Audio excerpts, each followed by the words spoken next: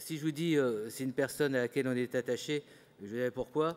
Parce que à la fois vous allez voir le personnage, hein, c'est un véritable spectacle. D'ailleurs, quand je l'ai connu, Eric, je pensais qu'il aurait pu être un vrai comédien. Vous savez, on a parlé de Fabrice Lucchini hier, ça a été évoqué par Joël Ménard. Vous allez voir que Fabrice Lucchini pourrait prendre des leçons de philosophie chez Eric Fiat quand il est inspiré. J'espère que vous allez encore l'applaudir dans un instant pour lui faire remonter encore, j'allais dire, tout son enthousiasme. Et puis d'autre part, ce qui me plaît chez Eric Fiat, c'est son investissement concret auprès des soignants. Et nous, et on l'a vu quand il y a eu des soutenances de mémoire, c'est beau de faire la philosophie en salon, mais ce qui est important, c'est aussi de soutenir les professionnels en leur disant « mais ce que vous faites, c'est de la philosophie ». Et peut-être que les philosophes comme Eric, ils apprennent la philosophie au contact des professionnels. C'est pour cette synthèse de ces qualités qu'il est là, et je vous demande vraiment un petit peu que ça chauffe.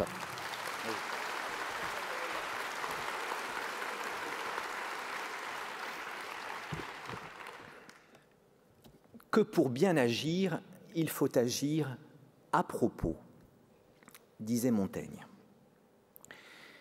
Il semble que cette belle parole de l'auteur des Essais soit parfois oubliée par quelques médecins, par quelques soignants. Et j'en donnerai deux exemples à partir de deux histoires. La première, c'est celle que raconte Jean Cocteau dans son journal de La Belle et la Bête. Car on se souvient que pendant qu'il tournait La Belle et la Bête, Jean Cocteau tomba très malade. Il souffrait à la fois d'un anthrax, d'un phlegmon, d'un impétigo et d'une trachéite. Il doit arrêter le tournage du film, il est hospitalisé. Il a cependant la force de tenir son journal, le journal de La Belle et la Bête, qui vient d'être édité aux éditions du Rocher, lecture indispensable. Et à la page du 16 avril 1945, Jean Cocteau nous montre ce qu'il y a de terrible dans la conduite de soignants qui ont oublié la belle parole de Montaigne selon laquelle, pour bien agir, il faut agir à propos. Car en effet, notre poète souffre. Il parle d'ailleurs très bien de la souffrance, disant que quand il ne la connaissait pas, il lui arrivait de poétiser à son sujet, de philosopher à son sujet, mais maintenant qu'il la connaît, il se rend compte que la souffrance, c'est tout autre chose. Il a ces mots magnifiques, « Souffrir est autre chose. Souffrir, c'est ce qui fait un être se recroqueviller au coin de la chambre, appeler n'importe qui, n'importe quoi, ne plus pouvoir parler qu'en langue de bête. » Et il est vrai que la langue qu'on a quand on souffre vraiment est souvent celle des bêtes. Ce n'est plus forcément la belle langue poétique. Je suis le veuf, le ténébreux, l'inconsolé, le prince d'Aquitaine et la tour abolie. Il doit être assez rare que vous rencontriez des malades qui parlent comme ça quand ils souffrent, n'est-ce pas? Ce n'est plus non plus la belle langue philosophique, car on peut faire de la belle philosophie sur la souffrance, mais non, c'est souvent la langue des bêtes, le cri, le halètement, le silence, la suffocation. Et Jean Cocteau, recroquevillé au coin de la chambre, ne pouvant plus parler qu'en langue de bête, appelant n'importe qui, n'importe quoi, vient venir à lui, ce 16 avril 1945, ce que l'on pourrait appeler des soignantes mécanisées, protocolisées, procédurisées, routinisées. Nous sommes en 1945, ce sont des bonnes sœurs, et voilà ce qu'il écrit. Étrange psychologie que celle des bonnes sœurs. Les bonnes sœurs ne sont pas vraiment bonnes. Elles remplacent la bonté par un mécanisme de bonté. On appelle, c'est un automate vêtu de blanc qui entre dans la chambre, la range et en sort. Les bonnes sœurs ne soignent pas le malade, elles soignent la chambre du malade, dont le malade n'est qu'un élément parmi d'autres. Toute attention à la singularité du cas du malade déréglerait le mécanisme et leur semblerait un crime de lèse-majesté par rapport au médecin-chef ou à la mère supérieure. Magnifique description de ce que serait qu'un soin réduit à une mécanique, à un protocole, à une procédure, à une checklist, à un ensemble d'habitudes et de routines. Certes, les protocoles, les procédures, les techniques, les checklists, les habitudes, les routines sont très nécessaires aux soignants, je le dirai tout à l'heure. Mais il me semble que lorsqu'il s'agit pour un soignant, souvent un médecin, d'annoncer un diagnostic un peu terrible. Alors il me semble qu'à ce moment-là, le protocole, la procédure, la technique, la checklist, l'habitude et la routine sont choses extraordinairement dangereuses. Car ce qui fait les frais d'une mécanisation, d'une protocolisation, d'une procédurisation, d'une ritualisation, d'une routinisation de la médecine, c'est la singularité du malade. Et la deuxième histoire que je voulais raconter pour montrer le danger qu'il y a justement à réduire votre profession à protocole, rite, procédure, technique, eh bien ce n'est pas une histoire de poète, c'est une histoire plus personnelle. C'est un jour de septembre 2004, nous entrons dans le cabinet du neurologue. J'accompagne mon hôte céleste sur mon chemin terrestre. C'est une formule qu'employait Yehudi Menuhin pour parler de sa femme. C'est pas mal hein, pour montrer que malgré le passage du temps, l'amour peut être pérenne.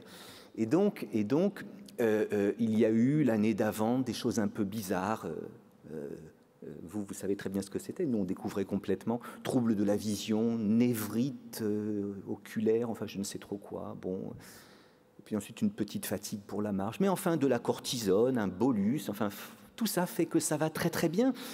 Et alors qu'avant l'été, ça n'allait pas très bien, après l'été, ça va tellement bien qu'on entre très serein en effet dans ce cabinet du neurologue, qui explique que bah oui, tout est revenu bien, que bon, que l'IRM n'a pas changé par rapport à avant la cortisone, donc que ça n'évolue pas.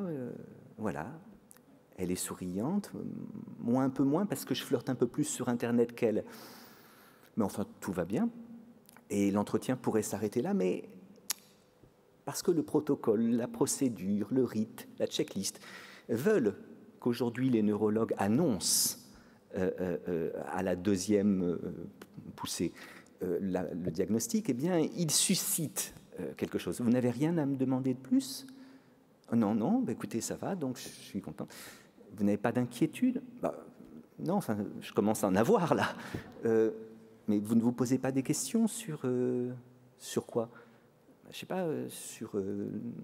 et le mot qu'il voulait qu'elle dise, elle le dit, sur l'origine, sur l'explication. Ah, et on le voit très soulagé, c'est bon, je vais pouvoir faire ce que le protocole veut que je fasse, c'est-à-dire annoncer la sclérose en plaques. Et évidemment,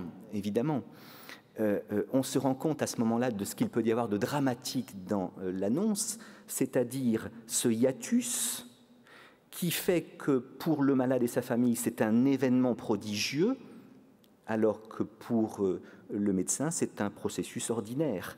Hiatus entre le ravage et l'usage, entre l'effraction et la continuation, entre l'effraction existentielle du tragique et la continuation routinière d'une profession.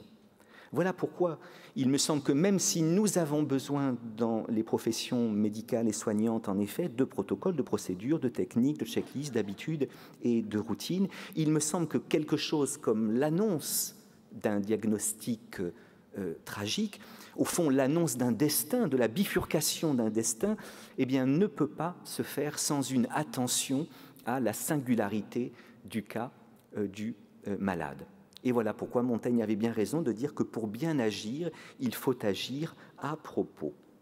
Alors bien sûr, il ne s'agit pas d'exiger, de vouloir que pour le médecin qui annonce la maladie d'Alzheimer, autre maladie neurologique, il ne s'agit pas de vouloir à tout prix que le médecin vive ça, lui aussi, comme un ravage, un événement prodigieux, une effraction existentielle, la rencontre du tragique. Non, qui ne voit ici les dangers pour le médecin d'une trop grande proximité avec chaque malade, d'une possible usurpation du rôle des proches? Si le médecin souffre trop profondément de la souffrance de son malade, il ne pourra peut-être pas continuer à bien soigner. Alors je ne ferai pas l'éloge de la juste distance. Je vois dans cette juste distance entre le soignant et le malade quelque chose comme de la froideur, une possible indifférence qui m'inquiète. Je lui préférerais la notion de juste présence. Cependant, oui, je peux comprendre que cette annonce ne soit pas vécue par le médecin comme un événement. N'y a-t-il cependant pas risque que l'habitude de devoir annoncer n'en vienne à émousser le cœur du médecin, à épointer son âme? si, il y a ce risque-là, que l'habitude d'annoncer finisse par endormir la conscience, par effranger l'attention.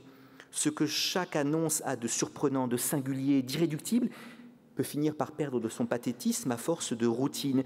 Et le fait que la routine puisse, eh bien, en un sens, enlever à la vie humaine son pathétique et à l'annonce son pathétique, ça a été très bien montré par un autre grand auteur, Sacha Guitry.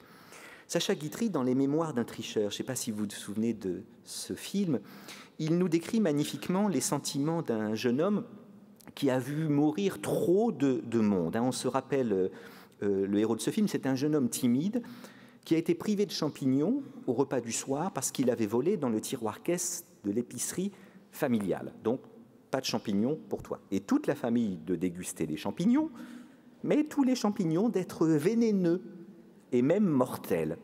Et donc, toute la famille de passer de vie à trépas, le héros excepté, père, mère, grands-parents, oncles et cousins, tantes et cousines, frères et sœurs.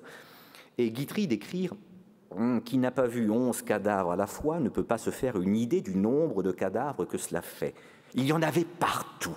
Parlerai-je de mon chagrin? Disons plutôt la vérité. Je n'avais que 12 ans, et l'on conviendra que c'était un malheur excessif pour mon âge.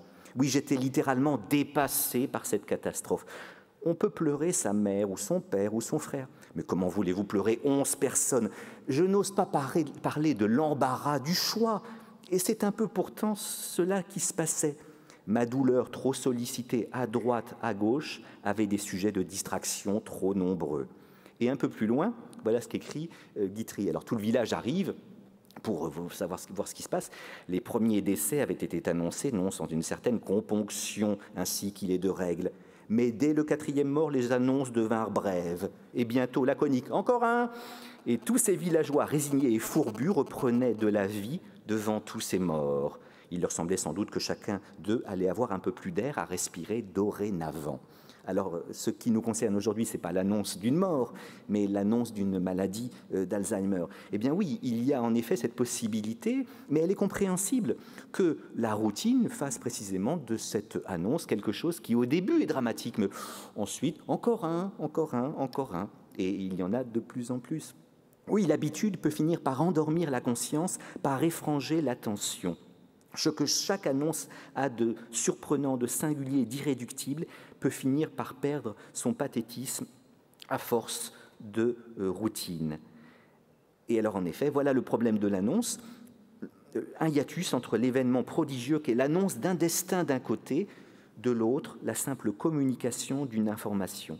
Une effraction existentielle d'un côté, la banalité des processus de la quotidienneté. Ce genre d'annonce, il peut être vécu par une famille ou par un malade comme la fin d'un monde. Mais la fin d'un monde, ce n'est pas la fin du monde. Et en effet, pour le soignant et le médecin, on peut très bien le comprendre, la vie va continuer, l'hôpital continuera sa vie. Qu'un monde vienne de finir, qu'un destin soit fracturé, eh bien, n'y changera à peu près rien. Le kiosque où l'on vend Paris Match, les jus de fruits et 2-3 livres, fermera à la même heure que la veille. L'infirmier sera à la même heure que la veille à la sortie d'école pour y récupérer sa fille et la conduire à l'école de danse. À la même heure que la veille, le docteur retrouvera sa maîtresse et l'infirmière son amant. À peu près selon les mêmes procédures que la veille, tous goûteront, les yeux et la conscience plus ou moins libres, aux doux fruits d'amour. La réunion du conseil d'administration de l'hôpital aura lieu à l'heure prévue, en présence du maire ou de son représentant, c'est-à-dire du représentant. Les apparences seront sauves et sauvées, celle de la parfaite hygiène, de l'impeccable continuité.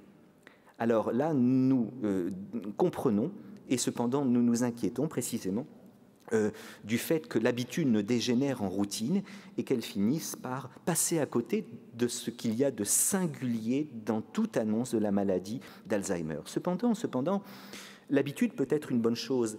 Et c'est Aristote qui nous le montre très bien, parce que l'habitude, il la définit comme une seconde nature. Oui, ça peut devenir une seconde nature que d'annoncer c'est une maladie d'Alzheimer.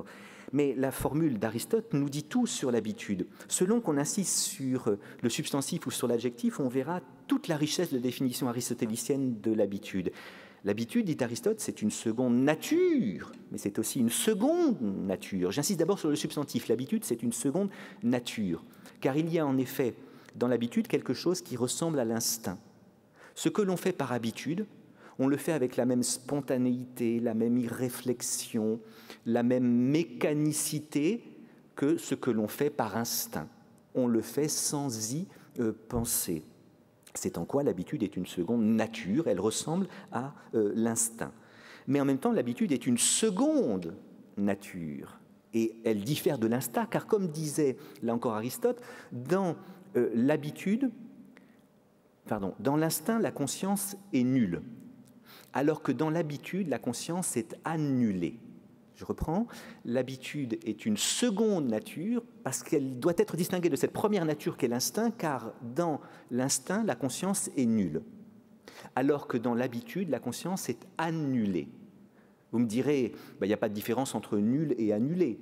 Un mathématicien obtus, pléonasme, va dire que, je suis un peu méchant, que nul, c'est 0, annulé, c'est 0, donc il n'y a aucune différence entre la conscience nulle et la conscience annulée. Pas du tout, car précisément, dans la conscience nulle, il n'y a même pas la possibilité d'un réveil de la conscience. Alors que dans la conscience annulée, il y a toujours la possibilité du réveil de la conscience. Autrement dit, dans l'instinct, la conscience est morte, dans l'habitude, elle est simplement endormie. Je dirais que la conscience morale est au cœur de l'habitude, comme la belle dormant dans son bois. La belle au bois dormant a l'air morte, et pourtant elle ne fait que dormir. Quel prince viendra de son baiser réveiller le soignant, dont la conscience morale s'est comme endormie dans l'habitude ? Eh bien, précisément, une attention, une rencontre qui lui montrera que, même s'il est habituel que d'annoncer que c'est la maladie d'Alzheimer, ce qui se passe là a quelque chose d'unique, de singulier, d'irréductible. Il faut donc en effet souhaiter que l'habitude de voir pleurer n'endorme jamais totalement la vigilance du médecin qui vient d'annoncer ce qui fait pleurer. Espérer que l'habitude ne dégénère jamais en routine. Bref, espérer que l'annonce reste un événement, comme disent les philosophes, sans cependant qu'elle le soit au point de suffoquer le médecin, qu'elle le ravage comme elle suffoque et ravage les proches. On ne saurait demander au médecin qui annonce d'éprouver ce moment de l'annonce comme l'éprouve le malade et ses proches. L'annonce ne sera pas vécue pour lui de la même manière, elle n'est pas l'effraction d'un événement, mais que par sa vigilance, il rend hommage à l'événement. Il n'oublie pas que l'annonce d'un destin est autre chose que la réception d'une information. Voilà ce que nous souhaiterions, une attention à la singularité du cas, à la singularité du malade et à la singularité du moment qu'est l'annonce. Et je rappelle en effet que les philosophes distinguent entre le singulier et le particulier. Par définition, le particulier, c'est la partie d'un tout qu'on nomme la généralité. Mais le singulier, lui, il répugne à entrer dans quelque généralité que ce soit. Le singulier, c'est l'unique, le bizarre, l'étrange, l'irréductible. Dans la langue de la comtesse de Ségur, quand on dit c'est singulier, ça veut dire c'est bizarre, c'est étrange. Eh bien, il est très important de regarder tous les malades, certes comme des particuliers, car ce qui arrive à cette personne, c'est le cas particulier d'une maladie qu'on connaît un peu mieux aujourd'hui, la maladie d'Alzheimer, mais très important aussi de regarder le malade comme un singulier, comme un irréductible. Pour savoir la différence entre le singulier et le particulier, souvenez-vous de l'émotion que vous éprouvâtes lorsque, dans votre cours de mathématiques, on vous parla du singleton. Mais peut-être qu'on ne vous a pas parlé de singleton parce que j'étais un peu méchant avec les mathématiciens, mais il y a quand même des modes en mathématiques et il y a des termes qui apparaissent et qui disparaissent. Ma grand-mère avait appris 2 et 2 font 4. Moi, j'ai appris 2 et 2 sont 4. En fait, il y a une différence de monde entre le moment où on disait 2 et 2 font 4 et 2 et 2 sont 4. Bon, ça n'a aucun intérêt ce que je raconte là, mais le singleton. Je n'avais pas beaucoup d'émotions en mathématiques, dans les cours de mathématiques, en tout cas pas liées à la parole du professeur, mais j'en eus lorsque dans la théorie des ensembles, on nous parla du singleton. Vous avez des éléments, X, Y, Z, etc. Ils sont tous liés les uns aux autres de relations plus ou moins transitives, puis il y en a un qui reste tout seul dans son coin, lié à aucun autre élément qu'à lui-même, on l'appelle le singleton, ce caliméro géométrique, n'est-ce pas? Eh bien, on sait ce qu'il en est du singleton, on sait ce qu'il en est du singulier quand on pense à ce que les mathématiciens appellent le singleton. Pour faire face à la singularité de l'annonce, à l'événement qu'est l'annonce, que bâtir comme science? Eh bien, tout autre chose que la science moderne, que la science des Lumières, que la raison théorique même des anciens, pour faire face à la singularité et à l'événement, eh bien, renouons, et ce sera le cœur de mon propos, avec la vieille prudence, avec la vieille phronésis des Grecs et en particulier d'Aristote. Alors, je ne dis pas du tout, là encore, qu'on ne me fasse pas dire ce que je n'ai pas voulu dire, que la médecine, le soin, n'ait pas besoin de protocoles, de procédures, de rites, de techniques, de checklists, que la science médicale n'ait pas besoin d'une science théorique extrêmement pointue, que la philosophie des Lumières soit quelque chose qu'il faille oublier. Non, nous avons besoin de tout cela. C'est nécessaire, mais ça n'est pas suffisant.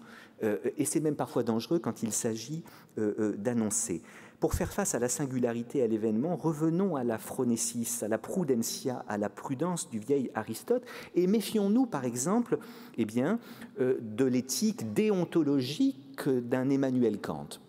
Mon admiration est immense pour Kant et je me sens profondément kantien, mais je crois que lorsqu'il s'agit d'annoncer à quelqu'un l'effraction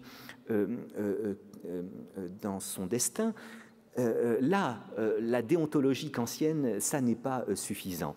Et en effet, Kant, comme beaucoup de philosophes des Lumières, eh bien, pensait que dire la vérité était un devoir. Dans son fameux opuscule « Qu'est-ce que les Lumières ?», il nous dit que les Lumières, c'est ce courant philosophique qui devrait prendre pour mettre en exergue, le « ose savoir ». Ose savoir. Ode sapere. Ose savoir. Et en effet, pour Kant, comme pour beaucoup de Lumières, savoir était toujours bon, ignorer était toujours mauvais. Plus on savait, meilleur on était, et moins on savait, moins bon on était. Je crois là qu'il y a quelque chose comme une grande naïveté, car cette promotion de la lumière, l'idée selon laquelle la lumière est toujours bonne et l'ombre toujours mauvaise, ça me paraît quelque chose d'extraordinairement dangereux. Il y a aussi, oui, un désir de ne pas savoir. Il fut très bien évoqué par mes prédécesseurs. Et lorsque Kant nous dit qu'il faut toujours dire la vérité, la véracité est le devoir formel de l'homme envers chacun, quelque grave inconvénient qu'il en puisse résulter. Eh bien, il est à la fois admirable, mais inquiétant. Kant dit qu'il faut toujours dire la vérité, que savoir, c'est toujours bon, qu'apporter la lumière, c'est toujours ce qui permet à l'homme de se libérer et d'être plus heureux. Pas sûr du tout, pas sûr du tout. Et alors, en effet, Benjamin Constant, par exemple, à l'époque de Kant, dit à Kant, mais il y a quand même des cas où c'est dangereux de dire la vérité. Il y a peut-être un droit de mentir dans certains cas, voire un devoir de mentir. Et Kant maintient sa thèse de la critique de la raison pratique dans un petit opuscule qui s'appelle « D'un prétendu droit de mentir par humanité », où il dit cela, la véracité est le devoir formel de l'homme envers chacun, quelque grave inconvénient qu'il en puisse résulter. Et alors, parce que pour Kant, on blesse plus autrui en lui mentant qu'en lui disant une vérité blessante. Si vous dites une vérité blessante à quelqu'un, vous le blessez. Mais si vous le mentez, vous le blessez plus encore, dit Kant, parce que mentir à quelqu'un, c'est le maintenir dans un état de minorité, dans un état d'ignorance. Alors je crois qu'il n'a pas tort. Si vous cachez quelque chose à quelqu'un pour ne pas lui faire de mal et qu'il s'en rend compte, il va vous en vouloir. C'est cette grand-mère qui dit « Mais alors pourquoi vous ne m'avez pas dit la vérité ? C'est que je suis déjà morte si vous ne voulez pas me dire la vérité. » Donc je suis d'accord avec Kant pour dire qu'il faut faire effort pour s'acheminer vers la vérité. Mais je m'inquiète de ce rationalisme pur et dur qu'on trouve chez les philosophes des Lumières qui voulaient que, il faille toujours dire la vérité, quelque grave inconvénient qu'il en puisse résulter, et que apporter la lumière était toujours quelque chose de bon. D'autant plus que dans le cas de la maladie d'Alzheimer, le savoir n'engendre pas toujours un pouvoir. Là encore, l'optimisme des modernes a fait dire à un Bacon, un peu avant Kant, que savoir, c'était pouvoir.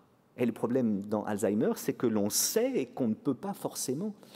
J'en appellerai donc à quelque chose comme un tamisage des lumières. Et cet éloge de la phronésis ou de la prudence, eh bien, il se fera en 4 temps. Tout d'abord un éloge du kairos, puis un éloge du clair-obscur, puis un éloge de l'intuition, puis une confrontation au tragique. Alors en effet, cette vieille phronésis, cette vieille prudentia, cette vieille prudence, cette sagesse pratique que nous a léguée Aristote, Eh bien, je crois que nous en avons particulièrement besoin lorsqu'il s'agit d'annoncer quelque chose comme une maladie d'Alzheimer. Et cette vieille sagesse théorique d'Aristote, elle était justement pleine d'attention à la singularité, pleine de vigilance à l'endroit de l'événement. Chez Aristote, on ne dit pas qu'il faille toujours dire la vérité. On dit qu'il faut faire mouvement vers la vérité, mais que ce qui est important, c'est le moment où on la dit.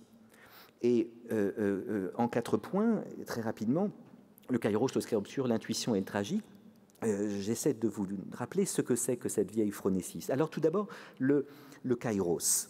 En effet, la formule de Montaigne que j'ai prise pour épigramme, que pour bien agir, il faut agir à propos, n'est rien d'autre qu'une reprise par l'auteur des Essais du vieux thème aristotélicien du kairos.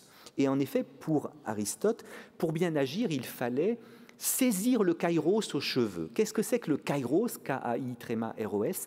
Eh bien, c'est un mot grec difficile à traduire que l'on a traduit par moment opportun ou occasion propice. Pour bien agir, il faut agir à propos. Même chose chez Aristote. Pour agir prudemment, il faut saisir le kairos aux cheveux. Ce moment opportun, cette occasion propice où il faut dire la vérité. Ça veut dire qu'avant l'heure, ce ne serait pas l'heure, et qu'après l'heure, ce ne serait plus l'heure. La phronésis d'Aristote, c'est d'abord une science du kairos, une kairologie. Et nous avons besoin en éthique médicale d'une kairologie, c'est-à-dire d'une science du moment opportun, d'une science de l'occasion propice.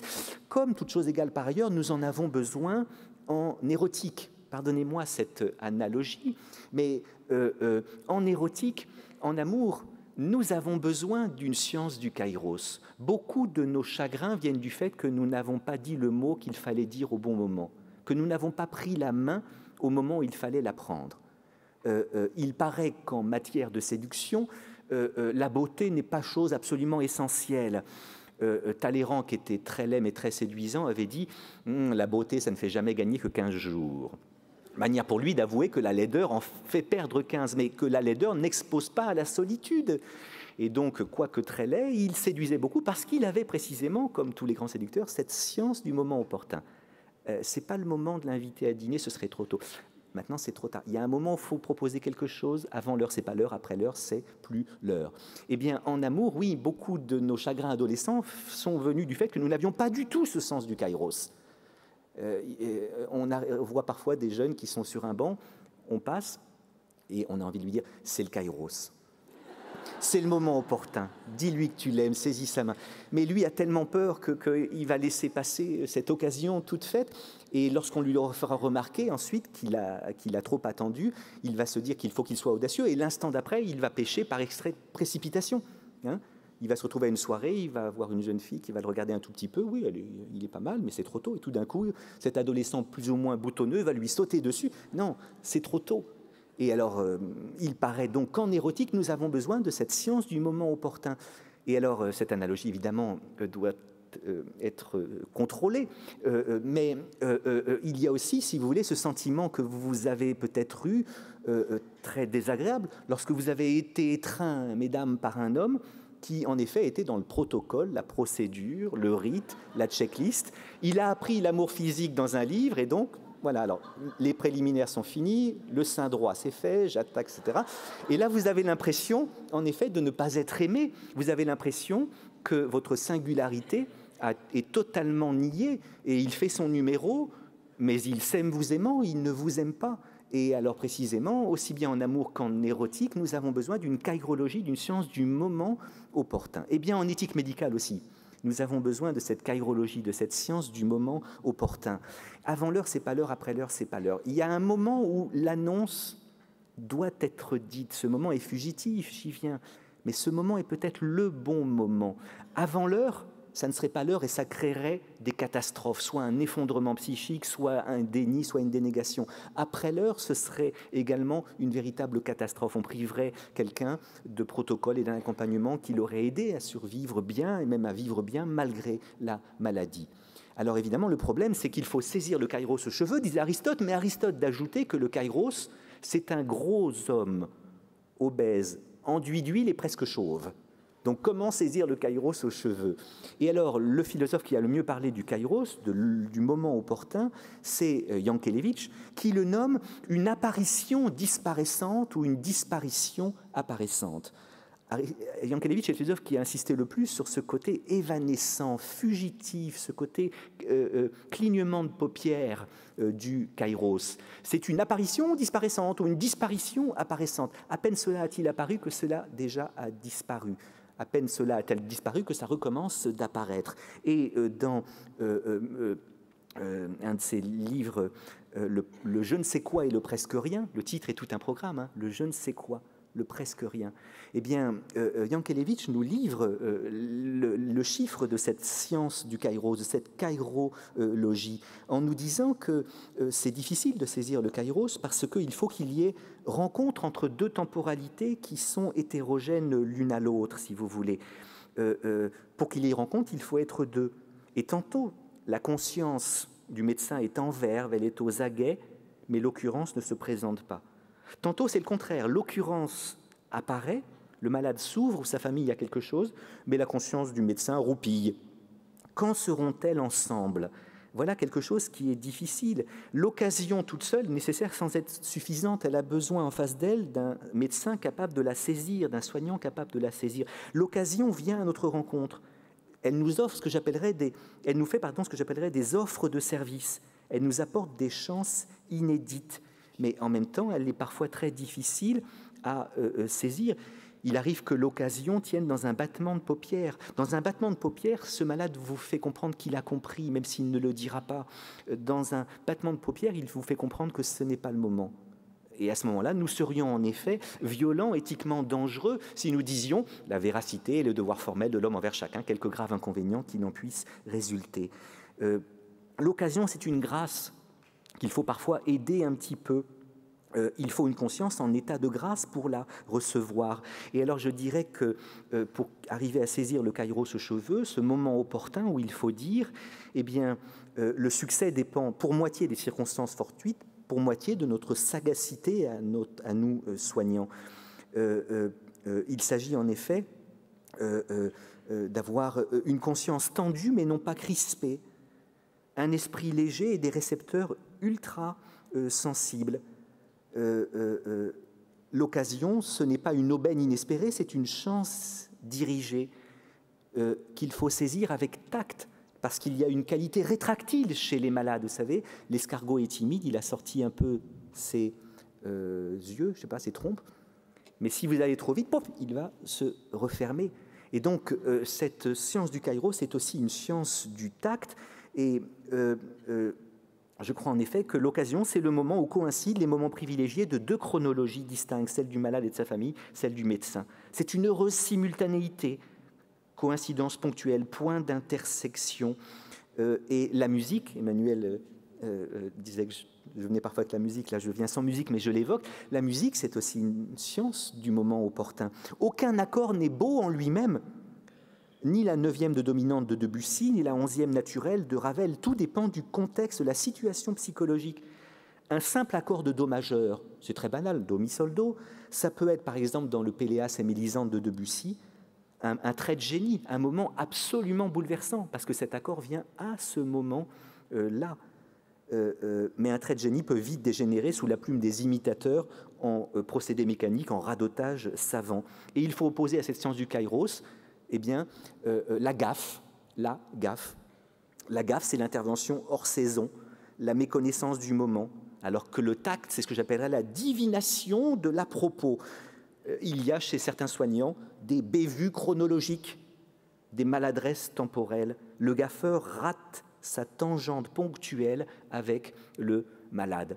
Alors on me dirait que le gaffeur dit la vérité, oui, mais fallait-il la dire et la dire à ce moment-là? Ça n'est pas sûr du tout. Et il me semble que le médecin qui, dans le cabinet que j'évoquais tout à l'heure, a dit « c'est une sclérose en plaques », fut un peu gaffeur, parce qu'il n'a pas agi à propos. Dans le temps qui me reste, ça va, je parle des trois autres traits principaux de cette sagesse d'Aristote, de cette phronésis, dont le deuxième est qu'il s'agit là d'une sagesse du clair-obscur, une sagesse du clair-obscur. Est-ce que la lumière On dit toujours que dire la vérité, c'est faire la lumière, la cacher, c'est faire ombre. Est-ce que la lumière est toujours bonne? Est-ce que l'ombre est toujours mauvaise? Je n'en suis pas sûr. D'où vient que les tableaux de Rembrandt nous touchent au point qu'on aimerait vivre dans les intérieurs qu'il nous peigne? Et bien parce qu'il me paraît que le clair-obscur, c'est le vrai séjour de l'homme. Nous ne sommes pas faits pour vivre en pleine lumière, nous ne sommes pas faits pour vivre dans l'ombre. Si nous vivions toujours dans l'ombre, si nous étions toujours dans l'air confiné des maisons fermées, eh bien nous aspirerions à la reconnaissance et à la lumière. Notre besoin d'être reconnu est tel que nous sortons de l'ombre et que nous nous présentons aux autres. Mais en même temps, si nous étions toujours en pleine lumière, nous aspirerions à l'ombre. Dans les cités utopiques, on est dans des cités transparentes, le panoptique de Bentham par exemple, et être vu toujours par les autres, c'est quelque chose d'absolument terrible. De là vient en effet que notre vrai séjour, c'est le clair-obscur. Et je dirais qu'il faut tamiser les lumières. Et que, en effet, si très vite vous mettez la lumière, en plein regard du malade et de sa famille, vous allez lui brûler les yeux. Mais en même temps, on ne va pas faire l'éloge du silence, de l'obscurité, de la dénégation. Et alors, non seulement trouvons une juste mesure entre la lumière et l'ombre, mais surtout faisons ici l'éloge du variateur de lumière, des lampes halogènes, vous savez. Je crois très important que dans le cabinet de l'annonce, eh bien, il y ait la possibilité pour le médecin, je ne dis pas que ce soit concret, qu'il y ait vraiment un variateur de lumière, quoique ça aiderait peut-être, mais en même temps qu'il soit possible de temps en temps, quand on a affaire à un malade ou une famille qui est prête à recevoir, là on peut assez vite faire lumière. Avec d'autres familles, on va se rendre compte qu'il faut beaucoup de temps pour s'acheminer vers la parole. Et là encore, mon analogie, j'y tiens, je suis désolé, on ne se refait pas. Avec l'érotisme, revient, c'est-à-dire que d'où vient que les couples à la libido un peu défaillante dînent aux chandelles au moment de la Saint-Valentin? Eh bien parce que la flamme d'une chandelle, elle est érogène, comme dit Bachelard dans son livre « La flamme d'une chandelle », parce que c'est une lumière vivante. C'est une lumière qui parfois s'affole et elle vous met le visage de l'autre en lumière, et puis parfois elle s'apaise, elle se tamise et elle le rend plus mystérieux. Et en effet, le clair-obscur est le lieu qui invite à l'amour, qui invite à dire des paroles qu'on ne dirait pas s'il y avait le néon, rien de moins érotique que le néon. Le plus beau corps du monde, exposé nu sur la table du gynécologue en pleine lumière, perd de tout son charme. Nouvelle analogie entre l'érotique et l'éthique, j'y tiens. Une sagesse du clair-obscur. Donc, à quel moment je peux faire lumière? À quel moment est-il nécessaire de faire un petit peu d'ombre? D'où l'idée de mes collègues neurologues, avec une table ronde à ce sujet, que l'annonce, ça n'est pas forcément en un seul coup. On s'achemine vers la parole, on s'achemine vers la lumière. Cette prudence, troisième caractéristique, c'est aussi une sagesse pratique qui fait au moins aussi confiance à l'intuition qu'au raisonnement. La science médicale, et c'est heureux, elle est composée de raisonnement. Mais est-ce raison pour oublier totalement les vertus de l'intuition? La raison pratique aristotélicienne, c'est une sagesse, qui, tout en faisant confiance au raisonnement, s'en méfie un peu. Parce que le problème du raisonnement, alors, je dirais que le raisonnement et l'intuition ont tous les deux des qualités et des défauts. Ce qu'il y a de bien dans le raisonnement, c'est sa clarté. On sait pourquoi on prend cette décision-là si on la prend après un raisonnement. Celui qui raisonne parcourt de longues chaînes de raisons, comme disait Descartes, sans hiatus, sans saut, étant donné que j'ai vu à l'examen et qu'il s'agit d'un, je prends cette décision. Et c'est ce qu'a fait ce neurologue-là, étant donné qu'il y a eu 2 poussées, étant donné que l'IRM montre, etc., c'est le moment de faire l'annonce. Pourquoi pas? Mais le problème, c'est que ce raisonnement, il est lent. Et que peut-être au moment où on prend la décision, la situation psychologique a complètement changé. Et on est en effet dans la gaffe, dans l'inopportunité, vous voyez. Alors l'intuition, elle a cette chance qu'elle est rapide. L'intuition est fulgurante. L'intuition, elle brûle les étapes du raisonnement. Fulgur, en latin comme en grec, c'est le feu. Et l'intuitif, c'est celui qui passe immédiatement d'un petit coup d'œil sur une situation à la décision. L'intuition, c'est elle est fulgurante, elle brûle les étapes du raisonnement, tout d'un coup, comme un mouvement de feu quand il y a du vent dans les arbres. Vous savez, vous regardez, tout d'un coup, vous arrivez à la conclusion, il faut dire ou il ne faut pas dire. Le problème de l'intuitif, c'est qu'il ne sait pas pourquoi, il ne peut pas expliquer les raisons pour lesquelles il faut dire ou il ne faut pas dire. Eh bien, je dirais qu'il faut essayer d'équilibrer en soi le raisonnement et l'intuition. Essayer d'équilibrer en toi le raisonnement et l'intuition. Et que dans les cellules, il y ait des intuitifs et des rationalistes. Surtout qu'il ne faut peut-être pas opposer, selon un cadastre trop bien découpé, le raisonnement et l'intuition, car on pourrait dire de l'intuition qu'elle est un raisonnement enveloppé, et que le raisonnement est une intuition développée. Il y a dans l'intuition des raisonnements cachés qu'on ne voit pas à cause qu'ils se produisent très vite, mais qui sont quand même des raisonnements. Renouons avec cette intuition qui peut nous aider précisément à être attentifs, là encore, au moment opportun. Et enfin cette sagesse aristotélicienne, cette phronésis, et c'est le dernier élément, il me semble qu'elle est la seule sagesse qui puisse affronter le tragique. Parce que la sagesse théorique des Lumières, l'optimisme des philosophes des Lumières et de leurs prédécesseurs, eh bien, était tel qu'ils pensaient qu'il y avait une éthique qui mettrait un jour fin au tragique. Or, je crois qu'il y a dans la vie du soignant, et notamment dans la vie du médecin qui doit annoncer l'annonce, quelque chose d'un peu tragique. Le tragique, c'est quoi? Le tragique, c'est le moment où dans notre vie, on ne peut ni ne pas. Voyez ? Alors, il y a des moments où on sait ce qu'il faut faire, il y a des moments où la décision s'affiche à l'évidence, mais il y a des moments où on est dans l'indécision. Par exemple, une certaine méfiance vis-à-vis de la réduction de l'éthique médicale à ces 4 principes. Vous savez, pour avoir une conduite éthique, vous devez respecter 4 principes. Principe de non-malfaisance, principe de bienfaisance, principe d'autonomie, principe de justice. Non-malfaisance, vous devez ne pas faire le mal du malade. Bienfaisance, vous devez faire son bien. Autonomie, vous devez respecter son autonomie. Justice, vous ne devez pas désobéir aux droits positifs de votre pays. Heureux le médecin, le soignant, qui en prenant une décision sait qu'il respecte les 4 principes à la fois. Ça, c'est le best-of de l'éthique médicale. Et dans ces cas-là, je sais très bien ce qu'il faut faire. Mais il peut arriver que vous sentiez les différents principes discorder, s'opposer les uns aux autres. Et par exemple, le principe d'autonomie et le principe de bienfaisance s'opposer. Je sais que ça lui ferait du bien, mais il ne veut pas. Qu'est-ce que je fais? Et alors là, on délibère, on hésite, mais parfois même une longue délibération ne nous permet pas de trancher. Et alors là, on entre en effet dans l'espace du tragique, car toutes les tragédies sont toujours fondées sur ce que j'appellerais le drame de l'indécidabilité. Je ne peux ni ne pas. Le héros tragique, c'est toujours le héros qui vit des conflits de devoirs.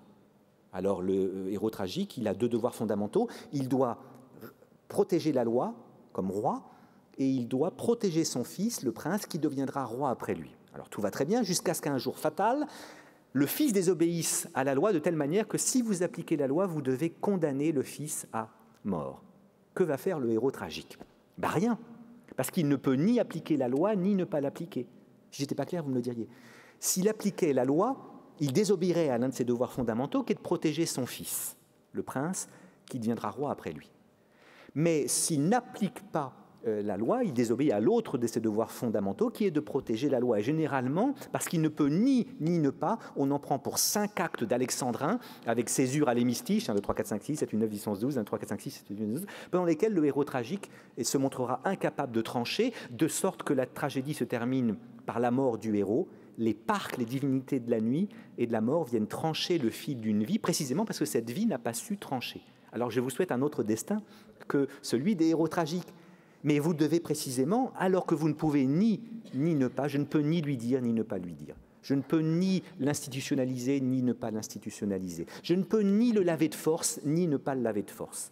Le laver de force, mais quelle violence. Ne pas le laver, mais quelle indignité vous laissez quelqu'un dans ses excréments. Et c'est ces moments, en effet, aporétiques et même tragiques, qui sont les moments où on se rend compte que la raison théorique d'un Kant est insuffisante. Et c'est là que nous devons faire un effort pour rendre le tragique moins tragique. C'est ma définition de l'éthique, un effort pour rendre le tragique moins tragique. Le tragique n'est pas soluble dans l'éthique, comme disait Dominique Folchède, et cependant, l'éthique a toujours rendez-vous avec lui. La sagesse pratique, souvent, elle parvient à nous faire trouver, elle nous aide à trouver le moindre mal.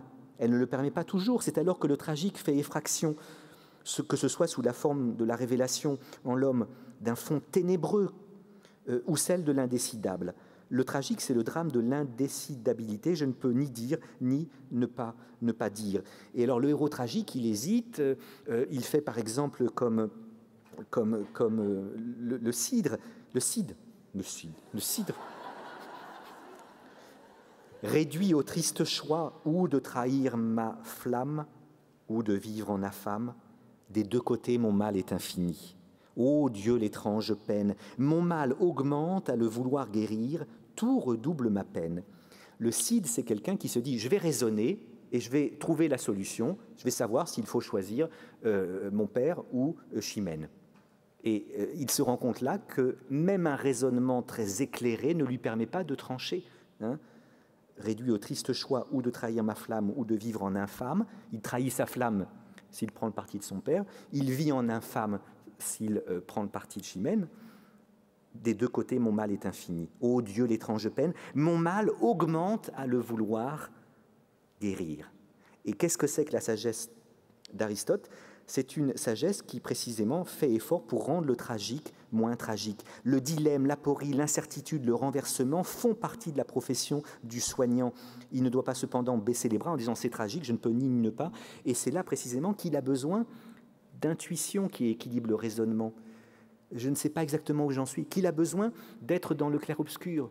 J'essaie de mettre un peu plus de lumière, il demeurera souvent de l'ombre. C'est là qu'il a besoin de saisir le moment opportun, ce clignement d'œil. Cependant, n'attendons pas plus de cette sagesse-là que ce qu'elle peut donner. En effet, alors j'avais perdu une feuille, je crois. Mais je veux vous... J'arrête, Emmanuel, j'arrête. Mais je veux retrouver ma page 6.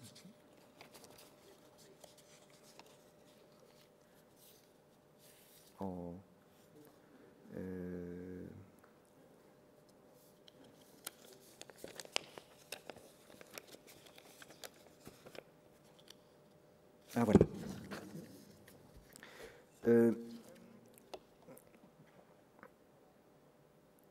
Alors, que faire? Comment annoncer lorsqu'on n'est ni en pleine lumière ni en pleine ombre? Eh bien, en comprenant que le rayon de lumière peut pénétrer dans la ténèbre. Hein. Kant nous disait qu'il fallait opposer la clarté du devoir à l'obscurité du bonheur. Il disait « La connaissance du devoir se présente d'elle-même à chacun, en parfaite clarté, tandis que ce qui apporte un avantage vrai et durable est toujours enveloppé d'impénétrables ténèbres. » Mais précisément, l'éthique à Nicomaque d'Aristote nous aide à pénétrer ces ténèbres et même à nous y repérer un petit peu. C'est ce que j'appellerais des lueurs clignotantes qui n'éclairent pas durablement notre chemin. Tout au plus, on pourrait dire que l'occasion est comme l'oracle de Delphes selon Héraclite. Elles nous font signe. Pendant les éclipses, la lueur qui s'est éteinte nous laisse dans la nuit. Mais voici que la flamme se rallume et l'espace d'un instant nous permet à nouveau de mieux nous orienter.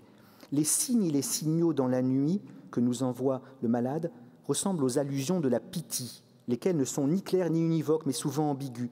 C'est peut-être ici le moment de rappeler ici le prologue de Saint Jean. La lumière luit dans la ténèbre, mais la ténèbre n'a pas reçu cette lumière. Qu'est-ce que je veux dire par là? Que le rayon de lumière qui pénètre dans la ténèbre ne la transperce ni ne la transforme durablement. Il n'éclaire pas la ténèbre elle-même. Il ne fait pas de cette ténèbre une lumière. Il y a une opacité, une résistance opiniâtre, une inertie opposée à cette lumière. La vérité, c'est que le soignant cheminant dans les ténèbres, et même dans la pénombre, doit s'avancer avec précaution et comme pas à pas.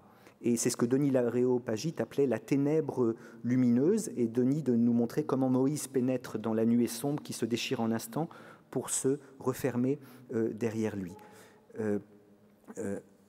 Pour bien agir, il faut agir à propos. Et c'est ce que me semble avoir oublié les bonnes sœurs de Cocteau, c'est ce que me semble avoir oublié ce neurologue qui respectait les protocoles. Pour bien agir à propos, eh bien, essayons de saisir le kairos aux cheveux, équilibrons en nous le raisonnement et l'intuition, jouons sur les variateurs de lumière, tout en sachant que l'éthique, même la plus savante d'Aristote, n'est pas un remède au tragique, mais un effort pour rendre le tragique moins tragique, parce qu'il faut avouer qu'il y a une dimension irréduciblement tragique dans le fait de devoir dire à quelqu'un et à sa famille « c'est une maladie d'Alzheimer ». Merci de votre attention.